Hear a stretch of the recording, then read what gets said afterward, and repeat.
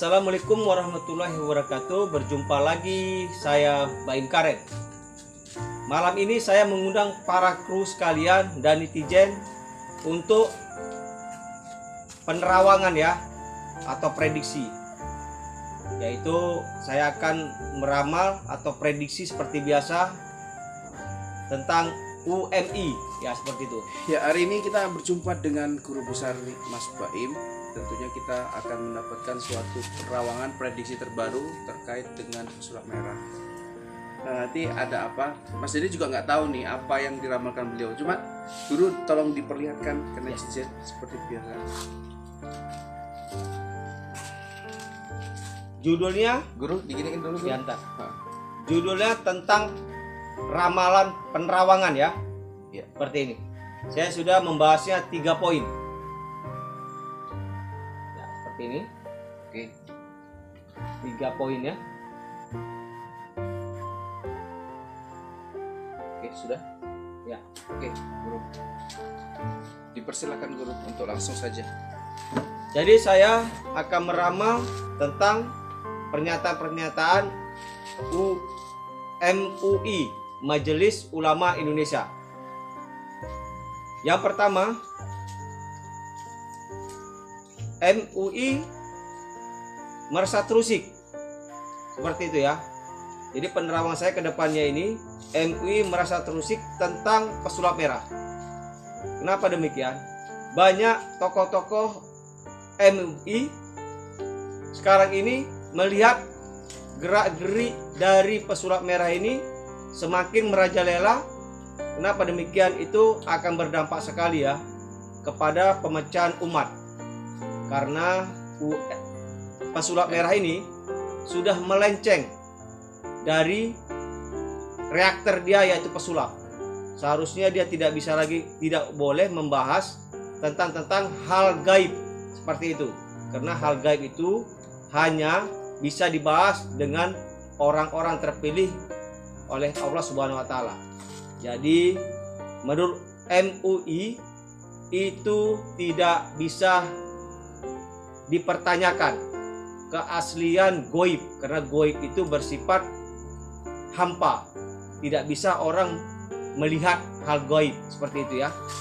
Seperti kita melihat angin atau udara yang kita hirup sekarang ini, seperti itu. Penerawang saya yang kedua, pernyataan mempertanyakan perihal pembuktian pesulap merah. Jadi pesulap merah ini masih mengarah ke pesulap merah ya. Sepertinya sudah melenceng dari akidah-akidah agama. Seperti itu. Karena beberapa hal akan terjadi sesuatu pada pesulap merah ini. Saya memprediksi banyak para dukun, bahkan paranormal sudah mengutuk aksi pesulap merah ini karena dia tidak mempercayai hal-hal gaib. Jadi prediksi saya ke depannya, Marcel atau pesulap merah ini akan tertimpa musibah seperti itu ya, dalam waktu dekat ini. Yang ketiga,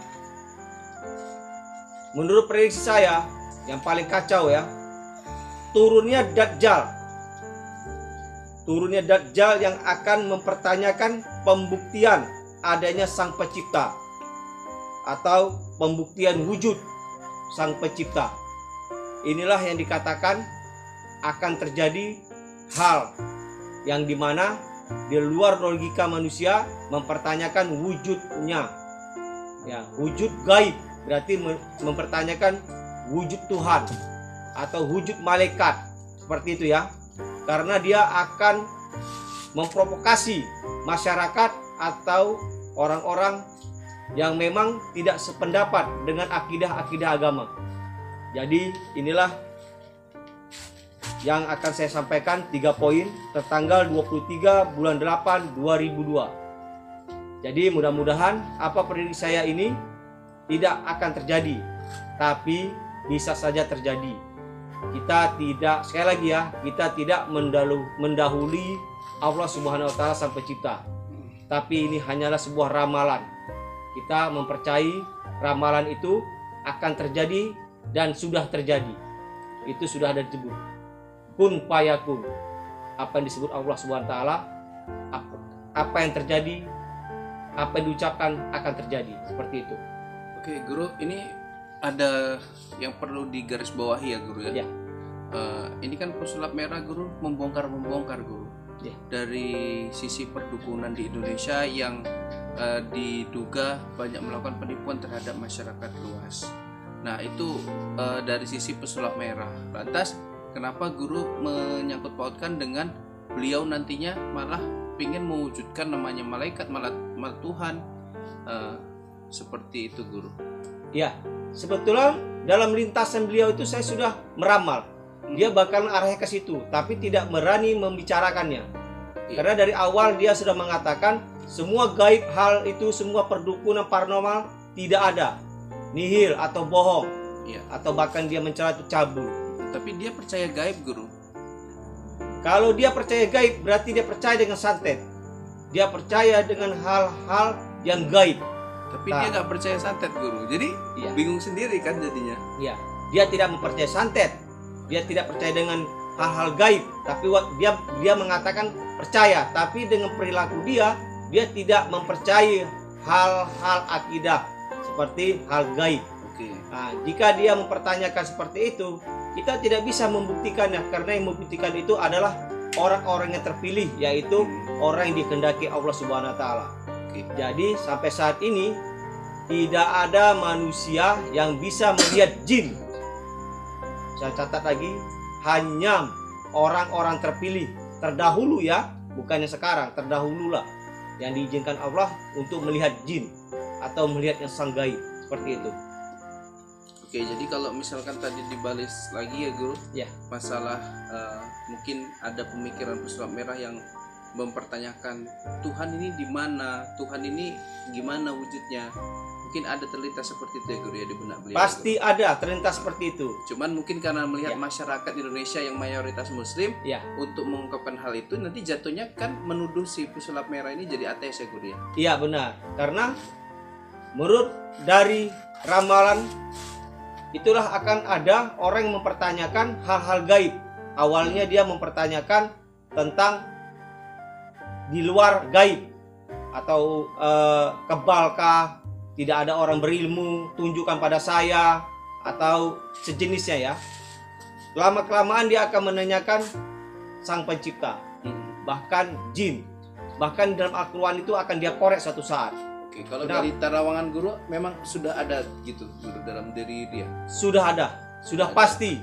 Makanya sebuah ramalan yang 3 poin ini, UNI pun sudah mungkin sudah lama untuk mencabarkannya. Tapi ingat, semua yang ada di konten kreator ini hanyalah hiburan semata, tapi tergantung kita menyikapinya. Menurut Anda, jika itu Marcel hanya konten semata, maka sudahilah. Tapi jika netizen merasa ini bukan konten tapi mempecah belah umat, harap kita harus menyudahinya atau menuntut beliau agar tidak lagi berkata sombong di depan khalayak. Menurut saya seperti itu. Guru, saya potong. Ini kan pesulap merah biasanya penampilannya, Guru, menggunakan ya abang kita itu, kemudian baju merah. Ya kemudian alhamdulillah pada kemarin itu beliau itu seperti menggunakan kayak apa? Sorban, pakaian Muslim, sebagaimana orang-orang pada umumnya lah yang mau ke masjid gitu. Seperti ulama, bahkan banyak orang yang bilang ustadz gitu. Nah, apakah ini adalah cermin dari pribadi pesulap merah yang sering membongkar-bongkar praktek perdukunan yang menipu masyarakat, atau hanya action aja kalau dari kacamata Guru? Itu semuanya hanyalah untuk menutupi sesuatu agar netizen itu tidak beranggapan bahwasanya dia itu tidak beragama. Makanya beberapa netizen yang mempertanyakan agamanya, dia tidak tahu. Akhirnya karena netizen mempertanyakan agamanya, makanya dia membuat pakaian surban. Seakan-akan dia itu, oh ini saya, sosok saya sebenarnya, seperti itu. Sosok muslim, ya. Pakai dari pakaiannya itu sosok muslim. Itulah banyak dikatakan apa kalau kita bilang itu guru-guru atau pendakwah-pendakwah yang berpakaian wujudnya itu tidak sama dengan aslinya. Nah, ini yang dikatakan adalah Dajjal berpakaian surban. Seperti itu menurut saya. Oke ya, menarik sekali pernyataan guru. Yang pasti kita sebagai umat yang beragama memang sudah sudah dikatakan sama MUI bahwasanya terjadi perpecahan ya guru ya. Nah, jadi untuk menjaganya bagaimana? Ya, kita tunggu sampai pemberitaan ini selesai dan kembalilah ke apa yang jadi keyakinan kita. Jangan seolah-olah kita jadi manusia yang selalu berpikir logika, lantas yang gaib ditinggalkan. Gitu ya guru ya? Ya, menurut saya seperti ini. Jangan mengorek-ngorek kesalahan orang, sementara kesalahan dia cukup banyak. Bercerminlah pada diri sendiri dulu, baru kita bisa bercermin apakah kita wajar berpakaian seperti itu. Lihatlah cermin setelah kita berpakaian, agar hati dan pikiran kita sama dengan cermin yang kita hadapi itu. Menurut saya, apapun yang saya bicarakan ini moga-moga bermanfaat bagi netizen. Saya, Baim Karem, berserta kru mengucapkan wabillahi taufiq hidayah. Assalamualaikum warahmatullahi wabarakatuh.